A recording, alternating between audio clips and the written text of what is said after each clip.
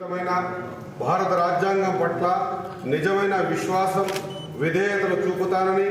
భారతదేశ సార్వభౌమాధికారాన్ని సమగ్రతను కాపాడుతానని, తెలంగాణ రాష్ట్ర మంత్రిగా నా కర్తవ్యాలని శ్రద్ధతో అంతఃకరణ శుద్ధితో నిర్వహిస్తానని, భయం కానీ పక్షపాతం కానీ రాగద్వేషాలు కానీ లేకుండా రాజ్యాంగాన్ని శాసనాలను అనుసరించి ప్రజలందరికీ న్యాయం చేకూరుస్తానని దైవ సాక్షిగా మనస్ఫూర్తిగా ప్రమాణం చేస్తున్నాను అని నేను వాకిడి శ్రీహరి అనే నేను తెలంగాణ రాష్ట్ర మంత్రిగా నా పరిశీలనకు వచ్చిన లేదా నాకు తెలియవచ్చిన ఏ విషయాన్ని నా కర్తవ్యాలను సక్రమంగా నిర్వహించేందుకు అవసరమైన మేరకు తప్ప ప్రత్యక్షంగా కానీ పరోక్షంగా కానీ